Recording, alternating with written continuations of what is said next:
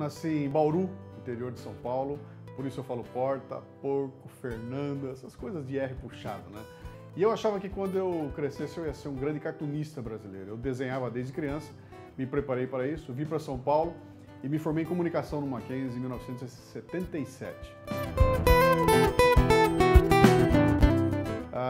Saí para trabalhar como cartunista, descobri que a vida ia ser uma dureza e fiz um truque, né?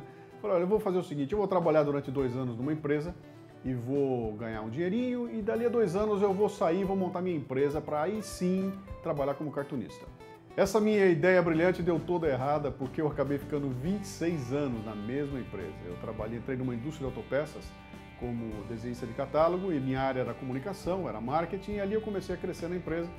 E durante 26 anos eu fiquei como executivo, terno e gravata, trabalhando ali, falando inglês, tentando provar para os americanos que o Brasil é um país viável. E dos 26 anos que eu fiquei na empresa, 12 eu fiquei como diretor na área de marketing, diretor de comunicação corporativa. O que me incomodou durante muito tempo foi o fato de eu não estar usando aquilo que eu achava que eu ia ser quando eu crescesse. Quer dizer, eu era um executivo de uma grande multinacional e não fazia cartoon, não escrevia meus textos e deixei isso meio de lado. Isso me incomodou durante muito tempo, porque eu pensava, poxa, eu ganhei um dom, né?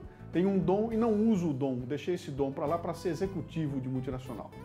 A maneira que eu encontrei para resolver esse problema foi imaginar que quando eu me aposentasse, eu então viria a ser um cartunista. E me dediquei à minha carreira como alto executivo da indústria. E começou a ficar muito ruim de trabalhar, começou a ficar chato. Porque eu sabia que eu ia chegar na empresa e ia ter que ficar reportando para os gringos, saber perguntar se podia fazer ou não podia. Nós perdemos autonomia. E eu comecei a ficar angustiado. Eu ia trabalhar numa tremenda angústia, sabendo que o dia ia ser um dia ruim. E um belo dia, aos 43 anos de idade, eu parei para pensar e falei, cara, essa angústia vai me matar. Eu tenho que fazer alguma coisa a respeito.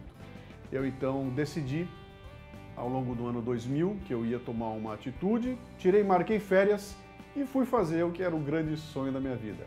Botei uma mochila nas minhas costas e fui para o Monte Everest, no Nepal. Em abril do ano 2000, eu comecei a procurar que alternativas eu teria para fazer uma viagem como essa, sem ser um alpinista, porque eu não conhecia nada de montanhismo, não tinha a menor ideia do que seria a minha reação numa montanha, na alta montanha, e eu focalizei como o meu Everest, o meu cume do Everest, viria a ser o campo base do Everest, que é o acampamento que fica na base da montanha, ali a apenas 5.350 metros de altitude, com uma mochila nas costas, 15 dias de caminhada na neve e no gelo. Eu embarquei em abril para fazer uma viagem que durou quase 3 dias, de avião, tranquilo, numa boa, e cheguei no Nepal no comecinho de abril, em Katmandu, no Nepal. Ali eu me encontrei com um grupo norte-americano, eu não conhecia ninguém, me encontrei com o pessoal de noite para um jantar. Fui apresentado para o grupo que ia fazer a caminhada, eu era o único brasileiro daquela equipe, todo mundo falando inglês ou falando em nepalês, e eu falando em português. E no dia seguinte de manhã a gente foi para a estrada e entrou numa trilha a caminho do campo base. E conviver com essa expectativa de que alguma coisa ruim podia acontecer foi o grande lance dos primeiros 12 meses da preparação, quer dizer, havia uma adrenalina no ar, né? Onde é que eu estou indo? O que eu vou fazer? Que loucura é essa que eu vou fazer? Ninguém me obrigou a fazer, eu ia fazer porque queria. E, na verdade, o meu objetivo dessa história toda era provar para mim mesmo se eu era capaz de fazer uma loucura física como essa. Quer dizer, era completamente diferente de tudo que eu tinha feito até então, porque lá a coisa realmente é brutal. Eram caminhadas de 8, 9, 10, 12 horas por dia, com a mochila nas costas e realmente enfrentando problemas sérios, que vão desde da alimentação, que é uma alimentação diferente da nossa aqui. Por mais que eles tentassem cozinhar coisas que eu tivesse acostumado a comer, meu metabolismo não aceitava, era um molho diferente, era um tipo de comida diferente. E outra coisa é a altitude.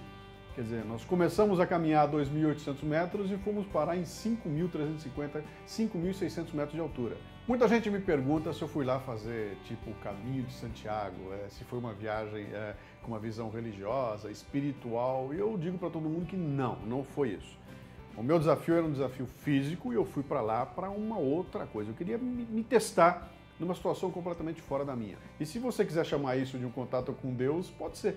No final, acaba sendo uma viagem espiritual porque você entra em contato contigo e começa a repensar a sua vida.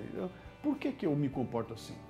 Por que eu aceito tais coisas que eu não concordo? Por que tem que ser desse jeito? Por que eu não mudo? Quando você termina esse período da viagem, tua cabeça está a milhão. Ou seja, você fez um trabalho de reflexão profunda, que é o que realmente faz a gente mudar. O resultado é que você volta uma pessoa mudada, você volta de lá diferente. E as pessoas dizem, cara, essa é a mágica da montanha. Não é a mágica da montanha, essa é a mágica de você se entregar para uma situação completamente fora daquilo que rouba a tua atenção no dia a dia.